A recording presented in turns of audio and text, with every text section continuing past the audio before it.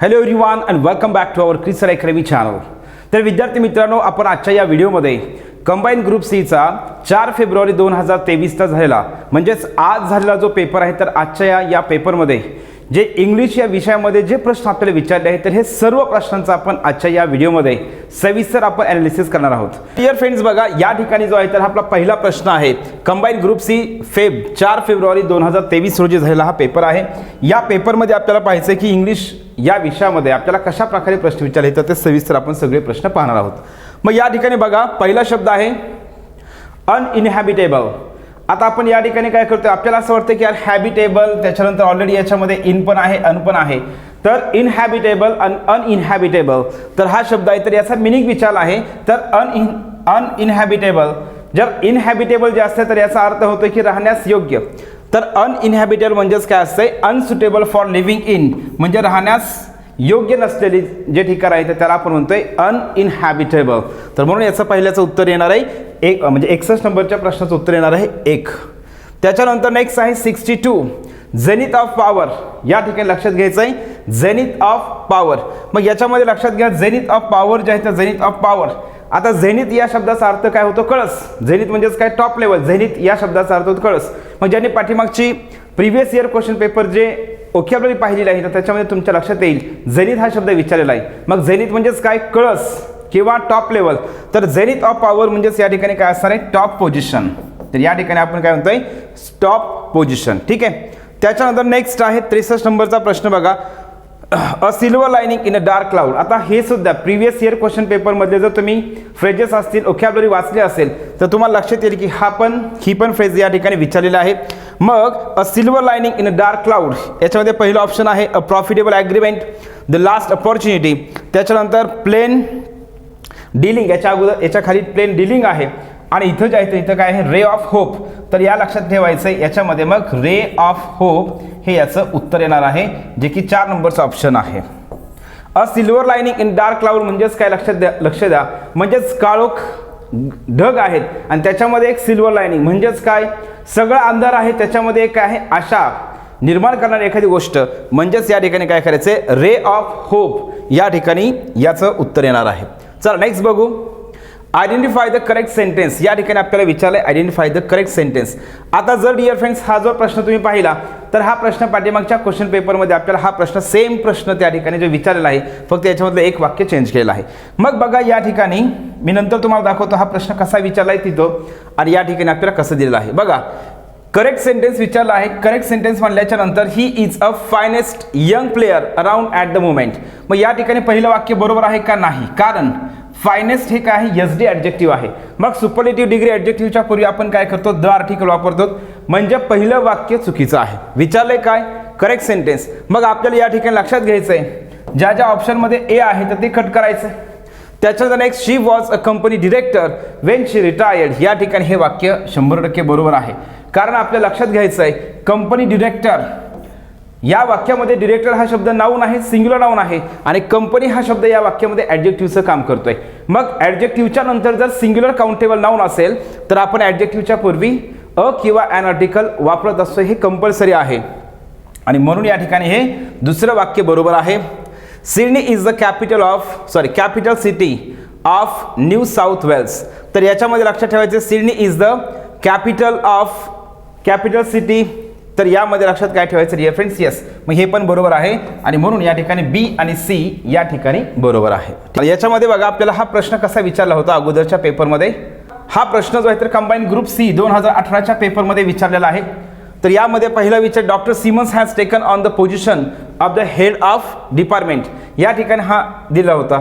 याच्यामध्ये बघा इथं काय केलं होतं, ते वाक्य या पेपरमध्ये हे वाक्य बरोबर दिलं होतं, पण आताच्या पेपरमध्ये हे वाक्य चुकीचं दिलेलं आहे. आणि या पेपरमध्ये हे वाक्य जे आहे तर हे वाक्य चुकीचं दिलं आहे, आताच्या पेपरमध्ये बरोबर दिलेलं आहे. आणि म्हणून मी नेहमी सांगत असतोय तुम्ही कुठलेही प्रश्न जे आहेत तर एमपीएससी तयारी करत असताना पाठांतर करायचं नाही, की कॉन्सेप्ट समजून घेऊन काय करायचं, अभ्यास करायचा आहे. मग या ठिकाणी काय पाहिजे होतं, द आर्टिकल पाहिजे होतं. हे वाक्य बरोबर आहे. आणि याच्यामध्ये हा तर नियम लक्षात आहे. याच्यामध्ये बघा नियम कोणता आहे, ज्या वाक्यामध्ये म्हणजे लक्षात घ्यायचं rank of, position of, kind of, type of, हे जे शब्द असतात तर या शब्दांच्या नंतर येणारं जे नाऊन असतंय त्यापूर्वी कोणतंही आर्टिकल वापरत नाहीत आणि म्हणून या ठिकाणी द आर्टिकल वापरलं आहे, म्हणून हे सुद्धा वाक्य चुकलेलं आहे. याचं उत्तर आहे ओनली बी. हा प्रश्न जो आहे तर हा प्रश्न कंबाईन ग्रुप सी 2018च्या पेपरमध्ये आहे. आपल्याला हे 2 वाक्य कसे विचारले होते अगोदर हे तुम्हाला मी या ठिकाणी दाखवले. चला नेक्स्ट बघू आपण. आता हा नेक्स्ट बघा, he is quite at home in English. मग याच्यामध्ये लक्षात ठेवायचं quite at home in English म्हणजेच या ठिकाणी काय असणार आहे, फुल ऑफ कम्फर्ट. म्हणजे एखादा व्यक्ती ज्यावेळेस फुल ऑफ कम्फर्ट असेल तर त्याला आपण काय म्हणतोय, फुल ऑफ कम्फर्ट म्हणल्याच्या नंतर he is quite at home in English. त्याच्यानंतर नेक्स्ट बघा, apples are sold by the dozen. पुढचं वाक्य आहे apples are sold by the dozen. अशाही प्रकारचा प्रश्न आपल्याला एमपीएससी विचारला या अगोदर. तर मित्रांनो लक्षात ठेवायचं apples are sold by the dozen. मग एखादी वस्तू, एखादं कुठलंही असेल वस्तू असेल तर ती वस्तू ज्या युनिटमध्ये विकली जाते तर त्यावेळेस कधीही लक्षात ठेवायचं त्या युनिटच्या पूर्वी आपण द आर्टिकल वापरतोय आणि त्याच्या अगोदर काय करायचं आहे डिअर फ्रेंड्स, बाय हे प्रेपोजिशन वापरतोय. म्हणजे बाय आणि द हे आर्टिकल या ठिकाणी बरोबर आहे बाय द डझन.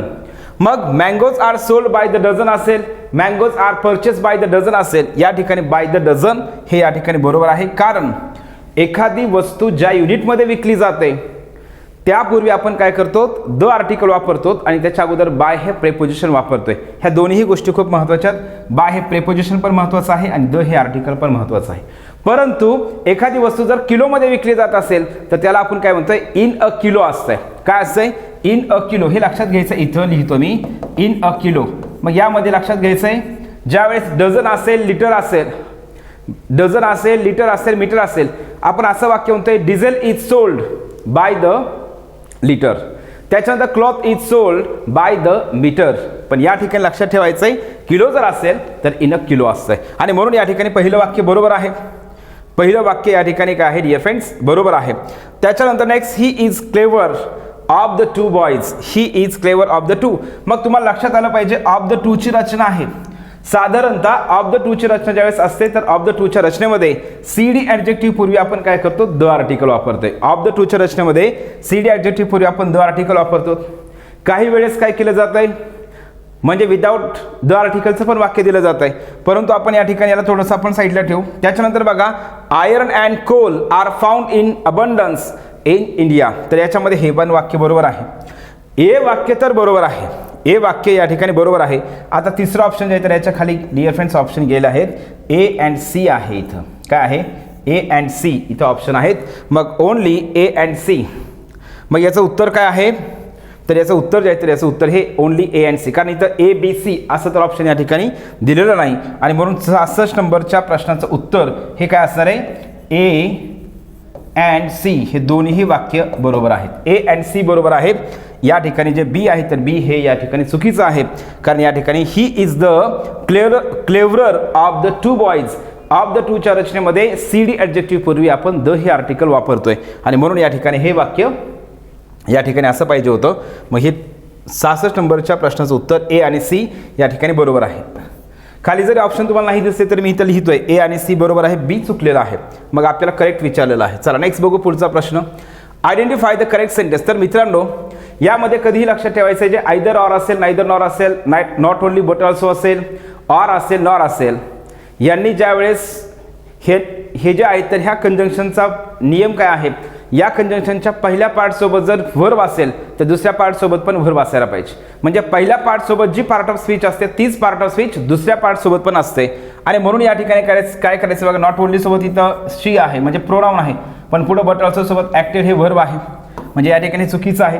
त्याच्यानंतर शी इथं नॉट ओनली सोबत काय केलं आहे, स्क्रीन प्ले आहे, not only the screen play. या ठिकाणी हे पण याच्यामध्ये नॉट ओनली सोबत स्क्रीन प्ले वापरलं आहे, पण बट ऑल्सो सोबत ॲक्टेड वापरलेलं आहे, क्रियापद आहे आणि म्हणून या ठिकाणी हे पण सुटलेलं आहे. She not only wrote, not only सोबत रोट आहे, बट ऑल्सो सोबत ॲक्टेड आहे, हे पण V2 आहे, हे पण V2 आहे म्हणजे या ठिकाणी हे वाक्य बरोबर आहे. आणि याच्यानंतर म्हणजे 67 नंबर प्रश्नाचं उत्तर हे 3 नंबर बरोबर आहे. नेक्स्ट बघा, she refuse the proposal of his marriage point blank. मग हे पॉइंट ब्लँक जे आहे तर पॉइंट ब्लँक म्हणजे she refuse the proposal of his marriage point blank म्हणजे तिने त्याच्या लग्नाचं जे प्रपोजल आहे तर ते काय केलं, पॉइंट ब्लँक केलं. म्हणजेच काय, डिरेक्टली नाकारलं.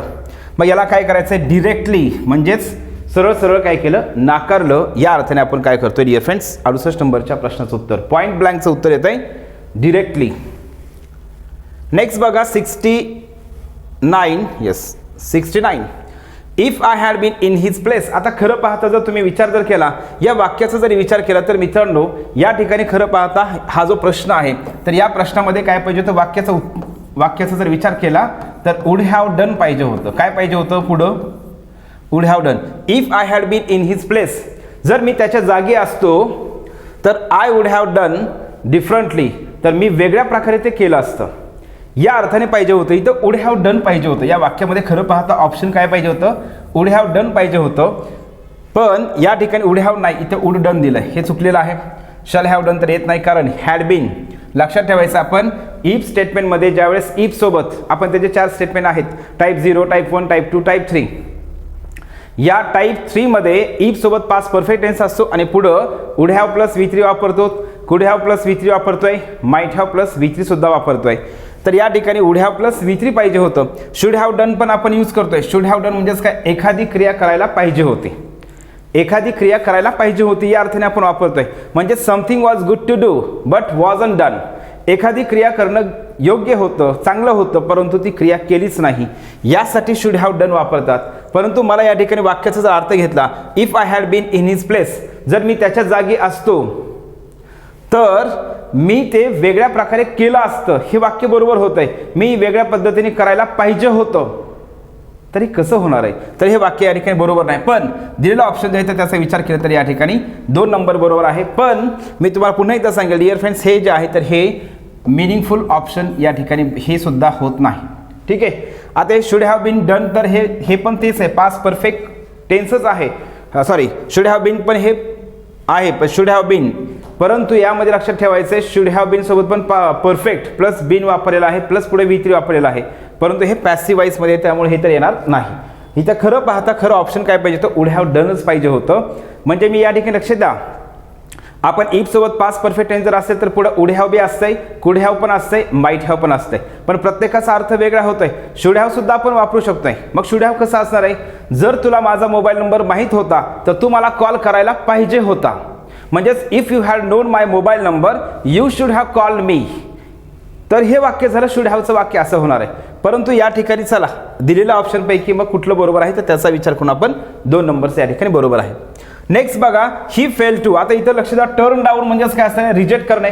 टर्न ऑफ म्हणजेच काय, बंद करणे. मग हे 2 तर येणार नाहीत. टर्न द कॉर्नर म्हणजेच काय, ही फ्रेज बऱ्याच वेळेस पेपरमध्ये विचार. टर्न द कॉर्नर म्हणजेच काय असणार आहे, नव्याने सुरुवात करणे, त्याला आपण म्हणतोय टर्न द कॉर्नर. मग याच्यामध्ये काय होणार dear friends, turn up. He fail to turn up at the right time and miss the train. मग टर्न अप म्हणजेच काय, अराईव्ह या अर्थाने आपण वापरतोय. चला नेक्स्ट बघा, हा 71 मधला हा जो ए आहे, पहिलं वाक्य जे आहे तर पहिलं वाक्य बघा, रामा और Hari must lend their hands. या ठिकाणी हे पहिलं वाक्य चुकलेलं आहे.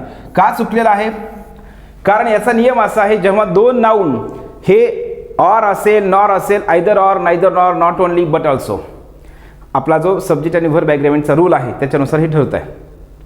या कंजंक्शनने जर जोडल्या असतील तर आपल्याला पॉझिटिव्ह ॲडजेक्टिव्ह म्हणजे हेल्पिंग व्हर्ब वापरताना आपण दुसऱ्या कर्त्यानुसार वापरतोय, आणि पॉझिटिव्ह ॲडजेक्टिव्ह वापरत असताना सुद्धा काय करायचं आहे, आपल्याला दुसऱ्या कर्त्यानुसारच पॉझिटिव्ह ॲडजेक्टिव्ह वापरायचं. मग हरीसाठी आपण काय करणार, हिज वापरणार का देअर वापरणार, तर हरीसाठी आपण काय करणार आहेत, हिज वापरणार आहोत.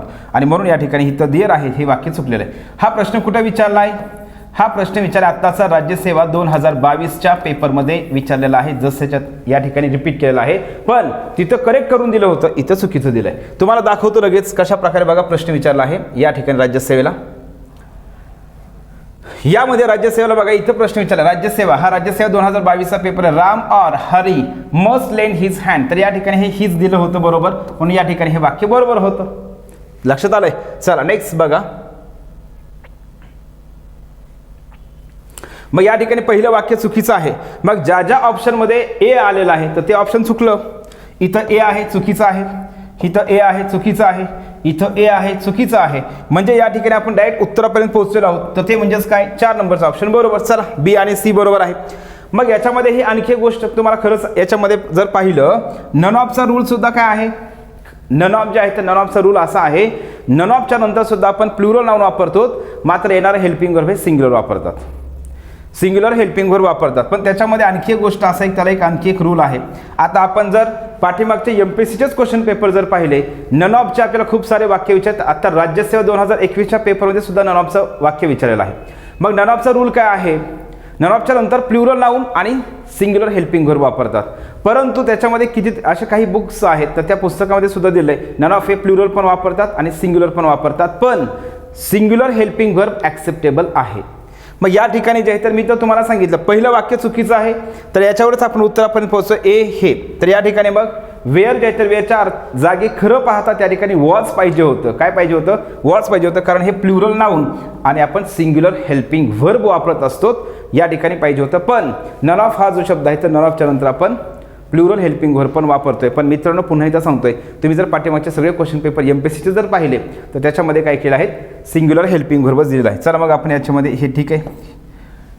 आणि इच ऑफ द एम्प्लॉईज या ठिकाणी प्लुरल नाऊन आणि सिंग्युलर हेल्पिंग वर्ब, इच ऑफच्या नंतर पण प्लुरल नाऊन वापरतो आणि सिंग्युलर हेल्पिंग वर्ब वापरतोय. तर हे आपल्या लक्षात घ्यायचं आहे. चला ठीक आहे. नेक्स्ट, म्हणजे कन्फ्यूज करतोय असं नाही डिअर फ्रेंड्स, खरं पाहता रूल असाच आहे. आता 2021च्या राज्यसेवेच्याच पेपरमध्ये एमपीएससीने काय केलं? आता नायदर ऑफ हे आपण 2 साठीच वापरतो, पण त्याच्यामध्ये त्यांनी काय केलं? 3चा उल्लेख केलेला आहे. मग आपण काय करायचं? दिलेले जे ऑप्शन आहेत त्याचा विचार करून आपण उत्तरापर्यंत पोहोचायचं आहे. ओके, चला नेक्स्ट बघा. तर आर्बिट्रेटर, आता हा आर्बिट्रेटर हा जो शब्द आहे, तर आर्बिट्रेटर म्हणजेच काय? मध्यस्थी. 2 व्यक्तींची भांडणं झाली तर त्याच्यामध्ये मध्यस्थी करणारा जो व्यक्ती आहे, तर त्याला काय म्हणतो आपण? आर्बिट्रेटर. मग या ठिकाणी याचं उत्तर 4 नंबर बरोबर आहे. आता लगेज हा शब्द तर मला सांगायचं या ठिकाणी कितीतरी वेळेस मित्रांनो हा विचारलेला आहे. लगेज असेल, न्यूज असेल, हे शब्द खूप महत्त्वाचे आहेत. लगेज हा शब्द नेहमी जो आहे तर हा कधी पण सिंग्युलर वापरला जातो, लगेजच कधीच वापरत नाहीत. लगेज हा शब्द लगेजच असतोय, लगेजेस कधीच करत नाहीत. म्हणजे या ठिकाणी लक्षात द्या, लगेज हा शब्द बरोबर आहे, लगेजेस हा शब्द चुकीचा आहे. असे काही या ठिकाणी जे आहे ते लक्षात ठेवायचं. मग फर्निचर हा शब्द पण फर्निचर बरोबर आहे, फर्निचर्स करत नाहीत. त्याच्यानंतर हाफ पॅन्ट, याला काय करतात? हाफ पॅन्ट जे आहे तर हाफ पॅन्ट्स, तर हाफ पॅन्टचा शब्द ॲक्सेप्टेबल आहे इंग्लिशमध्ये, तर त्याला शॉर्ट्स म्हणतात. तर असे शब्द खूप सारे शब्द आहेत, लिस्ट आहे तर त्या शब्दांची, तर ते शब्द आपण अभ्यास करताना ज्यांनी अभ्यास पाठीमागच्या पण क्वेश्चन पेपरचा एक सविस्तर रेग्युलर अभ्यास केला आहे, तर त्याला हा पेपर डिअर फ्रेंड्स म्हणजे सहजासहजी ते प्रश्न सोडवू शकत होते. चला नेक्स्ट बघा. He gave me 2 dozen oranges. या ठिकाणी ज्यावेळेस काय असतंय बघा, ज्यावेळेस कार्डिनल ॲडजेक्टिव्ह असतंय, कार्डिनल ॲडजेक्टिव्ह म्हणजे संख्यावाचक विशेषण असतंय आणि त्याच्यानंतर जर पुढे नाऊन दिलं तर ते नाऊन सिंग्युलरच ठेवायचं, प्लुरल करायचं नाही. मग हे डझन बरोबर आहे. कार्डिनल ॲडजेक्टिव्ह प्लस हे डझन असेल तर हे आपण काय करतो? सिंग्युलर करतो, सिंग्युलरच ठेवतोय आणि म्हणून या ठिकाणी हे वाक्य बरोबर आहे, बी बरोबर आहे. मग ज्या ज्या ऑप्शनमध्ये ए येत आहे, इथं पण लक्ष द्या, या 73 नंबरच्या प्रश्नाचं सुद्धा उत्तर तुमचं एकदम सहज येतं, तुम्ही डायरेक्ट उत्तरापर्यंत पोहोचताय. ज्या ज्या ऑप्शनमध्ये ए आहे तर त्याला कट करा. एक ए इथे पण ए आहे, कटलं. या 3 मध्ये पण ए आहे, ऑप्शन कटलं. या 4 मध्ये पण ऑप्शन ए आहे, कटलं. म्हणजेच उत्तर कोणतं येणार आहे? तुमचं सहज उत्तर आलं 2 नंबरचं ऑप्शन बी आणि डी, म्हणजे तुम्ही सहज उत्तरापर्यंत पोहोचताय. मग याच्यामध्ये सी पण काय? जर सी पण चुकलेलं आहे. का चुकलंय? द टेबल जो आहे तर टेबल हा शब्द काय आहे? टेबल हा शब्द वस्तुवाचक शब्द आहे आणि आपण काय करतोय? वस्तूंची मालकी दाखवण्यासाठी ऑफ वापरत असतोय, ॲपॉस्ट्रॉफी एस वापरत नाहीत. मग हा पण प्रश्न आत्ताचा कालचा राज्यसेवा 2022चा जो झालेला पेपर आहे तर त्या पेपरमधला जसंच्या तसं या ठिकाणी उचललेला आहे. मग पुन्हा एकदा तो प्रश्न मी तुम्हाला दाखवतो, एकदा फास्ट.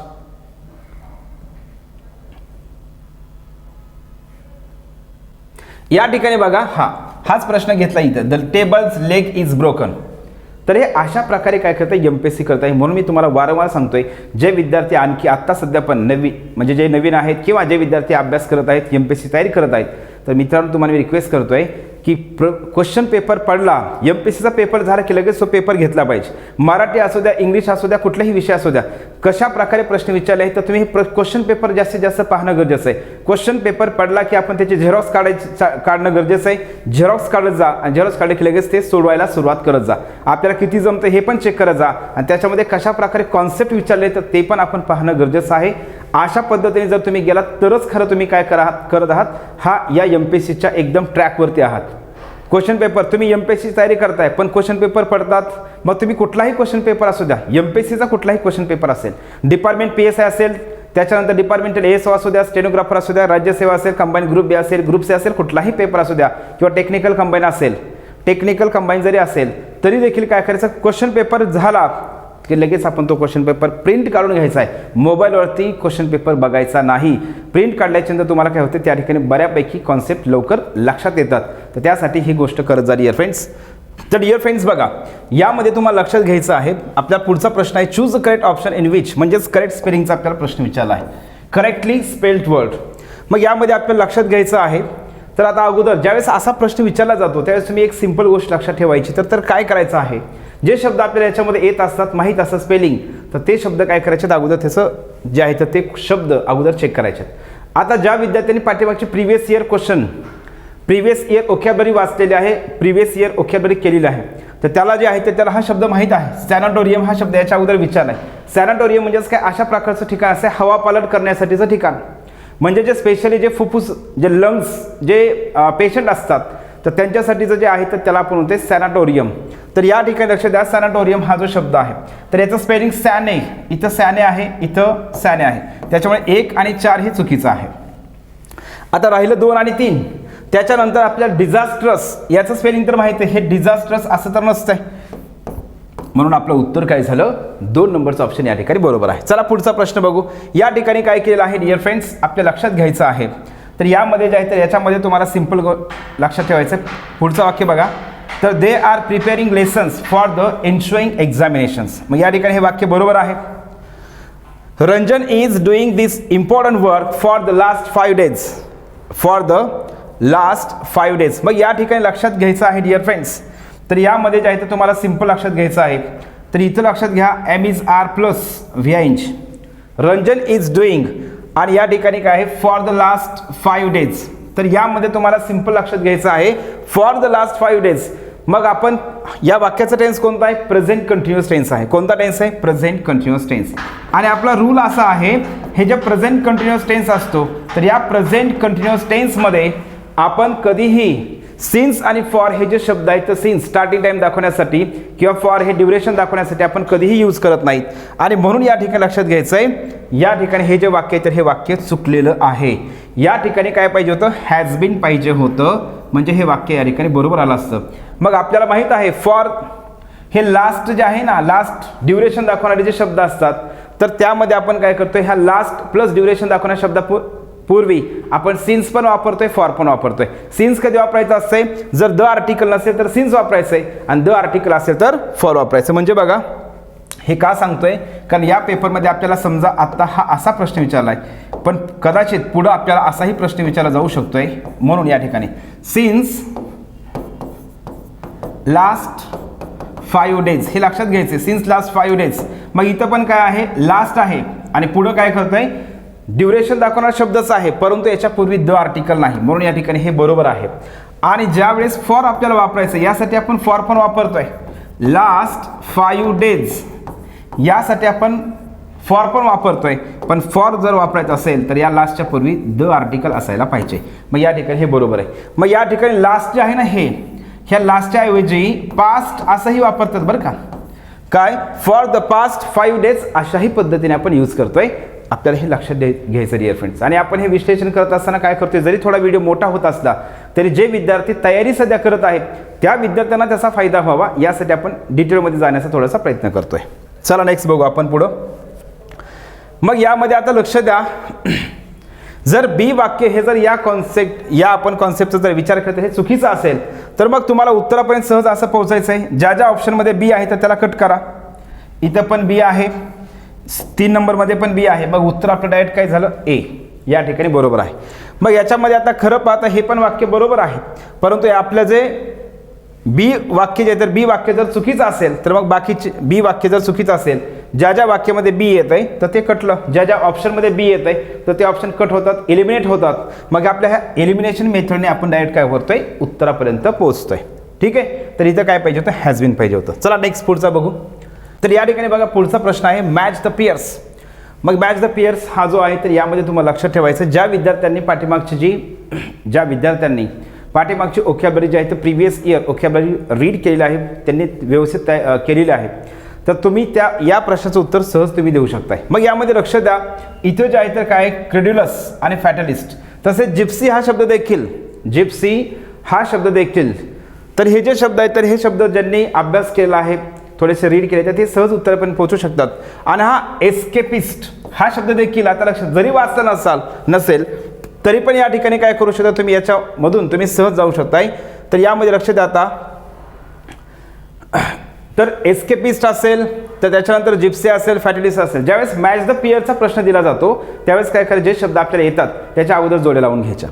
मग लक्षात द्या, क्रेड्युलस म्हणजेच काय असते, असा व्यक्ती जो काय होतो इझिली बिलीव्ह होतो, म्हणजे चटकन विश्वास ठेवणारा व्यक्ती. मग तो क्रेड्युलस हा शब्द खूप वेळा विचारलेला आहे. आणि गलिबल म्हणजेच काय, चटकन, इझिली डिसिव्ड म्हणजे चटकन फसणारा व्यक्ती. गलिबल आणि क्रेड्युलस हे शब्द खूप वेळा विचारले आहेत. गलिबल हा शब्द देखील GULLIBLE गलिबल. मग या ठिकाणी क्रेड्युलस म्हणजेच काय, वन हू बिलिव्स व्हेरी इझिली. मग याचं काय असणार आहे, 3 नंबरचा ऑप्शन. चला ठीक आहे, आपण या ठिकाणी D सोबत 3, मग D सोबत 3 आहे म्हणजे हे येणार, हे येणार नाही. आता 2 ऑप्शन आहेत आपले तसे. त्याच्यानंतर next, one who tries to avoid reality. One who tries to avoid reality. त्याच्यानंतर आता बघा, a person belongs to a wandering race. तर यामध्ये काय, वॉन्डरिंग म्हणजेच काय असं भटकणे. मग जिप्सी म्हणजेच काय, भटकणारी जमात आहे, भटकणारी जमात आहे. मग याच्यासोबत काय येणार आहे, याच्यासोबत 1 नंबरचा ऑप्शन आहे. मग लक्षात घ्यायचं बी सोबत काय आहे, बी सोबत जे आहे तर बी सोबत लक्षात घ्यायचं आहे डिअर फ्रेंड्स काय, 1. बी सोबत 1 इथं पण आहे. चला ठीक आहे, नेक्स्ट, वन हू बिलिव्स इन फेट म्हणजे फॅटलिस्ट म्हणतो आपण, फॅटलिस्ट. मग याचं सीचं काय येतंय, 2. सीचं उत्तर काय येतंय, 2 येतंय. म्हणजे हे तर खटलेलं आहे, हे तर खटलेलं आहे. मग लक्षात घ्यायचं सीचं उत्तर कुठं आहे, 2 येतंय. मग सहज याचं उत्तर काय झालं डिअर फ्रेंड्स या ठिकाणी हे. आणि one who tries to avoid reality म्हणजेच या ठिकाणी एस्केपिस्ट. आता एस्केप म्हणजेच काय, असं एस्केप हा एक शब्द इंग्लिशमध्ये वर्ब आहे. एस्केप म्हणजेच काय, निसटणे. तर याचं उत्तर काय झालं मग, 3 नंबरचं ऑप्शन बरोबर. चला नेक्स्ट बघू 77 नंबरचा. तर या ठिकाणी here is a representative sample. आता रिप्रेझेंटेटिव्ह आपण असं म्हणतोय, रिप्रेझेंटेटिव्ह सॅम्पल प्रतिनिधित्व करणारं. ठीक आहे, रिप्रेझेंटेटिव्ह, रिप्रेझेंटेबल, रिप्रेझेंटेशन तर हे नाऊन होतंय. रिप्रेझेंटेबल हे होत नाही, तर रिप्रेझेंटेटिव्ह आपण अशा पद्धतीने म्हणतोय. चला 77चं 4.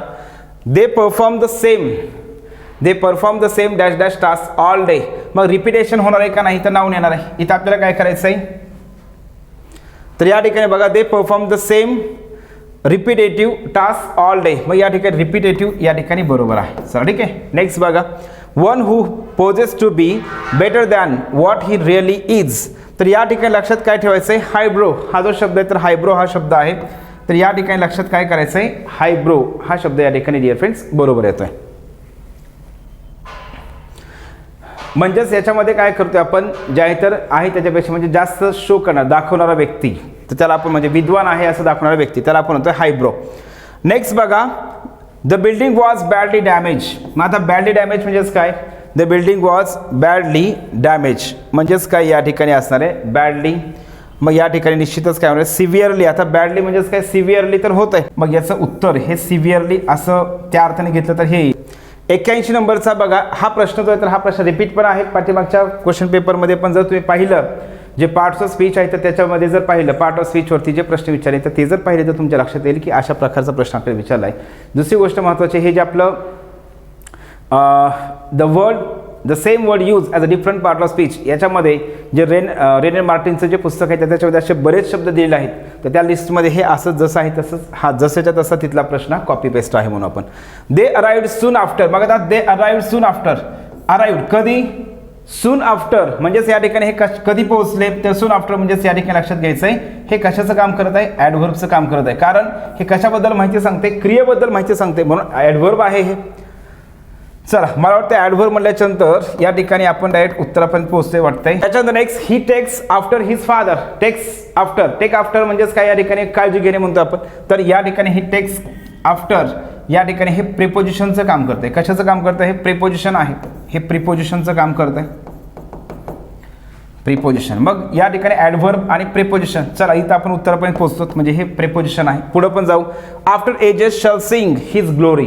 आता एजेस हा जो शब्द आहे तर हा शब्द नाऊन आहे आणि नाऊनच्या अगोदर म्हणजे ॲडजेक्टिव्ह जे आहे तर ॲडजेक्टिव्ह हे नाऊन सोबत येतं आणि म्हणून या ठिकाणी या वाक्यामध्ये एजेस हा शब्द ॲडजेक्टिव्हचं कार्य करतोय आणि म्हणून या ठिकाणी हे ॲडजेक्टिव्ह झालं. आणि नेक्स्ट बघा, वी वेंट अवे हे एक क्लॉज आहे, हा एक क्लॉज आहे, म्हणजे हे एक वाक्य हे दोन वाक्य जोडलेले आहेत, म्हणजे या ठिकाणी जोडण्याचं काम कोण करत असते, कंजंक्शन, आणि म्हणून या ठिकाणी 3 नंबरचं उत्तर या ठिकाणी बरोबर आहे. नेक्स्ट बघा, she is more charming than any other woman living. मग यामध्ये दॅन एनी अदर आहे, सिंग्युलर नाउन आहे. त्याच्यानंतर चार्मिंग या ॲडजेक्टिव्ह पूर्वी आपल्याला मोर वापरणं गरजेचं आहे, म्हणून या ठिकाणी हे वाक्य तर बरोबर आहे. I have no ulterior motive than helping you. या ठिकाणी कधीही लक्षात ठेवायचं, हे अल्टेरियर हे जे शब्द आहेत, मग याच्यामध्ये लक्षात ठेवायचे अल्टेरियर असेल तर त्याच्यानंतर मायनर असेल, मेजर असेल, तर हे जे शब्द आहेत तर हे लक्षात द्या डिअर फ्रेंड्स. जरी यांच्या शेवटी जरी ओ आर येत असेल, ई आर येत असेल, तरी देखील हे शब्द जे आहेत तर हे आपण यूज करत असताना त्याच्यासोबत आपण हे द्यान वापरत नाही. तसेच मग ते सिनियर असेल, ज्युनियर असेल, इन्फिरियर असेल, पोस्टेरियर असेल, प्रायर असेल, त्याच्यानंतर अँटेरियर असेल आणि प्रेफरेबल असेल, ह्या शब्दाच्या नंतर सुद्धा आपण मोरही वापरत नाहीत, मोस्टही वापरत नाही शब्दापूर्वी. तसेच या शब्दांच्या नंतर आपण काय करत नाही, द्यान वापरत नाही, तर आपण टू वापरतोय, आणि मग या ठिकाणी द्यान वापरल्यामुळं या ठिकाणी हे जे वाक्य तर हे वाक्य चुकीचं आहे. अल्टेरियर हे सुद्धा चुकीचं आहे. He has greater popularity than any other leader. मग या ठिकाणी लक्षात घ्यायचं आहे, हे वाक्य बरोबर आहे. मग ए आणि सी या ठिकाणी बरोबर आहे. 3 नंबरचा ऑप्शन आहे, इथं आहे बघा ए अँड सी या खाली. चला नेक्स्ट प्रश्न बघू आपण, पुढचा प्रश्न.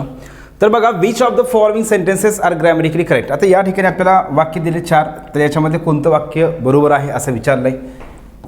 चला बघा, आता इथं बघा सिन्स, या ठिकाणी सिन्स आहे, तर आता यामध्ये जर थोडंसं लक्ष द्या डिअर फ्रेंड्स. तर यामध्ये लक्षात घ्यायचं, सिन्स ही जे कॉन्सेप्ट आहे, तर सिन्स या शब्दाच्या नंतर आपण काय करतोय, एक तर स्टार्टिंग टाइम दाखवणारा शब्द आपण वापरतो, जसं की सिन्स 8 o'clock, सिन्स 2001, सिन्स 2010, अशा प्रकारे आपण यूज करतोय. सिन्स मॉर्निंग असेल, सिन्स मार्च असेल. आणि सिन्स सोबत जर टेन्सचं वाक्य जर घ्यायचं असेल तर सिन्स सोबत नेहमी सिंपल पास्ट टेन्सचं वाक्य विचारतात, म्हणजे सिंपल पास्ट टेन्सचं वाक्य घेतात.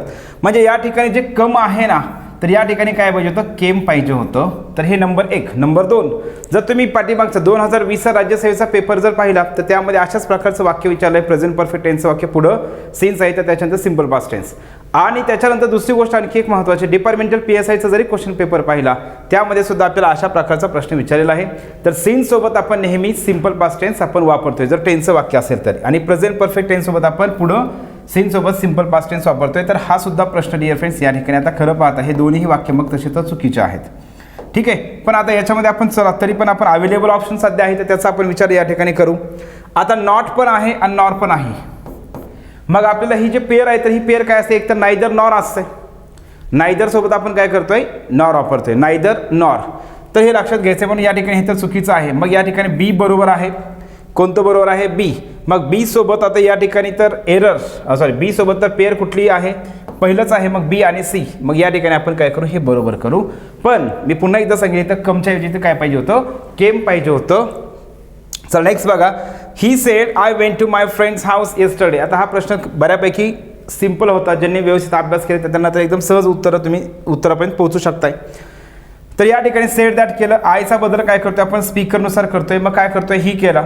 हा वेंट हा कुठला टेन्स आहे, सिंपल पास्ट टेन्स आहे. सिंपल पास्ट टेन्स जर असेल तर त्याचा आपण काय करतो, पास्ट परफेक्ट टेन्स करतो, म्हणजे हॅड प्लस V3 करतोय. मग हॅड प्लस V3 जिथं जिथं आहे तर ते बघायचं. 3 नंबर 4 नंबरमध्ये तर वेंटच वापरलेला आहे आणि हॅड वेंट वापरले, हे चुकीचं आहे. ठीक आहे, तर त्याच्यानंतर 1 आणि 2 मध्ये आपण बघायचं. मग he said that he had gone to his friends house. आता येस्टरडेचा बद्दल आपण काय करतो, एकतर द डे बिफोर करतो किंवा द प्रिव्हियस डे करतो, आणि म्हणून या ठिकाणी याचं उत्तर काय पाहिजे, 2 नंबरचा ऑप्शन या ठिकाणी बरोबर आहे. चल नेक्स्ट बघा, 85 नंबरचा प्रश्न. Identify the type of the clause underline. The problem is who will bell the cat. तर या ठिकाणी अशा प्रकारचे प्रश्न MPSC याच्या अगोदर पण विचारले आहेत. तर हा आहे सबऑर्डिनेट क्लॉज, हा आहे main clause. The problem is हा आहे मेन क्लॉज.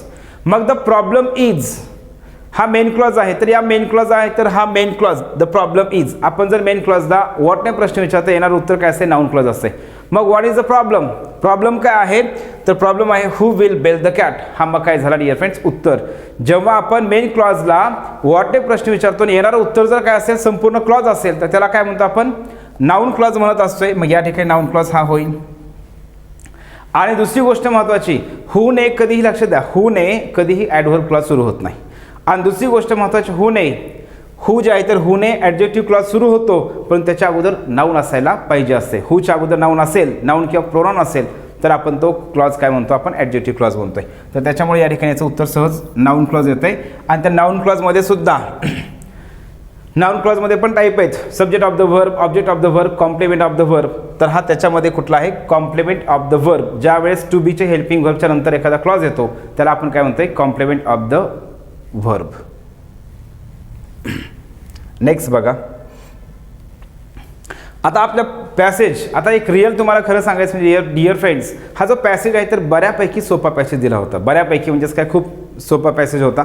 जर तुम्ही रीड केलं तरी पण त्या ठिकाणी होते. आणि असे काही प्रश्न आहेत तर त्या प्रश्नात तर पॅसेज पण वाचायची गरज नाही, का आपण जर थोडंसं सेन्स जरी वापरला, कॉमन सेन्स म्हणून आपण, तरी पण आपण उत्तरापर्यंत पोहोचू शकतो. ठीक आहे, चला लक्षात द्या. मग तर या ठिकाणी मी डायरेक्ट काय करतोय, पहिलं बघा, द ट्रू एज्युकेशन इज. आता ट्रू एज्युकेशन म्हणजेच काय, आता means of bread and butter असणार आहे का, नाही. आपल्याला सहज समजतंय, द मीन्स ऑफ गेनिंग, पैसे कमवण्यासाठी आहे का, संपत्ती कमवण्यासाठी आहे का, द मीन्स ऑफ नॉलेज. तर याचं सहज उत्तर येते काय, the means of self realisation. Self रिअलायझेशनचा आता हा पॅसेज आहे, तर याचं उत्तर 86 नंबरचं उत्तर येते 1. The true happiness lies in. True happiness कशामध्ये आहे, खरा आनंद कशामध्ये आहे, तर खरा आनंद हा सेल्फ रिअलायझेशनमध्येच आहे, सेल्फ रिअलायझेशनमध्ये आहे. तर यामध्ये 87चा 1 नंबर. त्याच्यानंतर with the support of. With the support of, कशाच्या सपोर्टने आपण सेल्फ रिअलायझेशन अचीव करू शकतोय, अदर्सच्या का नाही, फॅमिली नाही, रिलिजन नाही. तर याचं उत्तर सहज येत आहे एज्युकेशन. तर हा एज्युकेशन संदर्भातला आणि सेल्फ रिअलायझेशनचा टॉपिक आहे, पॅसेज होता.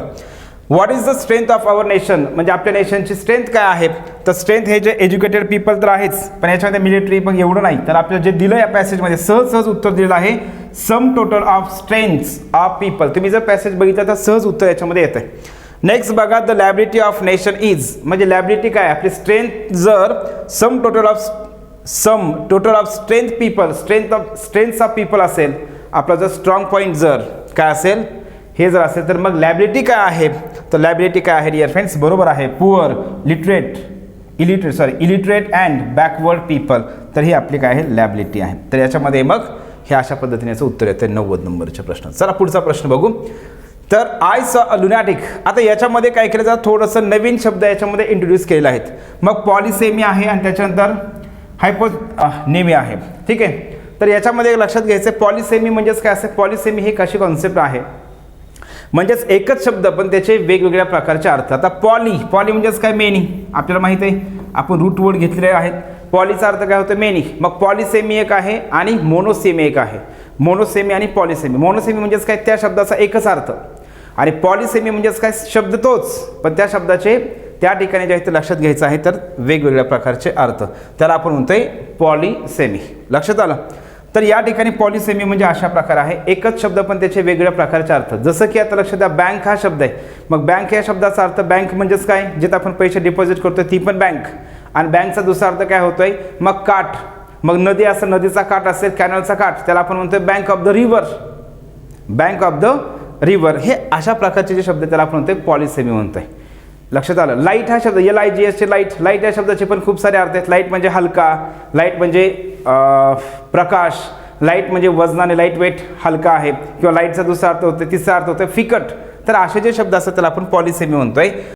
हायपोनेमी जो आहे तर हा शब्द जो आहे तर याचा काय अर्थ होतोय, लक्षात घ्यायचं आहे आपल्याला या ठिकाणी.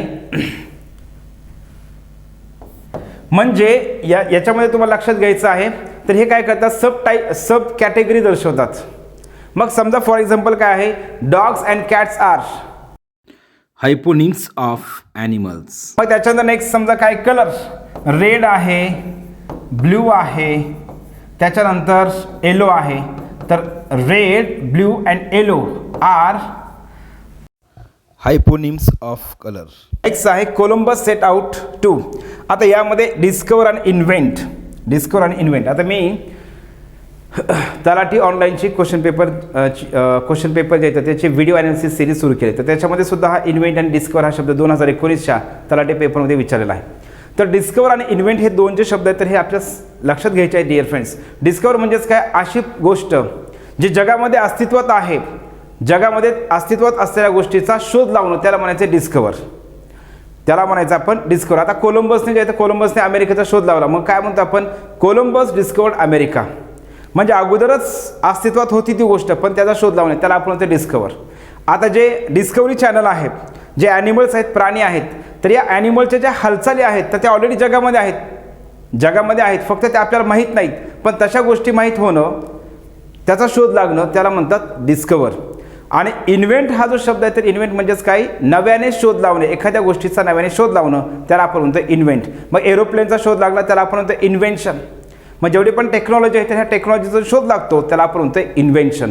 मग हा दोन्हीमधला फरक आहे. डिस्कवर म्हणजेच काय, जगामध्ये अस्तित्वात असलेल्या गोष्टीचा शोध लागणे त्याला आपण म्हणतो डिस्कवर. आणि इन्व्हेंट म्हणजेच काय असणार लक्षात ठेवायचे, नव्याने शोध लागणे, त्याला आपण म्हणतोय इन्व्हेंट. ठीक आहे, तर हे लक्षात आपल्याला घ्यायचं आहे.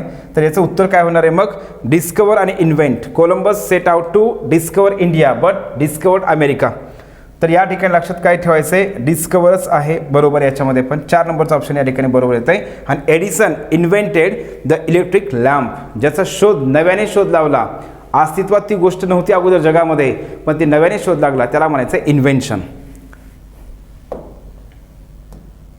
चला पुढे बघा, एक्सटेम्पो. आता हा शब्द खूप वेळा विचारला. एक्सटेम्पो हा शब्द देखील प्रिव्हियस इयर जे ओके आपल्याला ज्यांनी केले तर त्यांना हा सहज येणार आहे. एक्सटेम्पो म्हणजेच काय, अशा प्रकारचं speech, a speech without previous preparation, म्हणजेच पूर्वी कसल्याही प्रकारचं प्रिपरेशन न केलेलं, त्याला न करता दिलेलं भाषण, त्याला आपण म्हणतोय एक्सटेम्पो.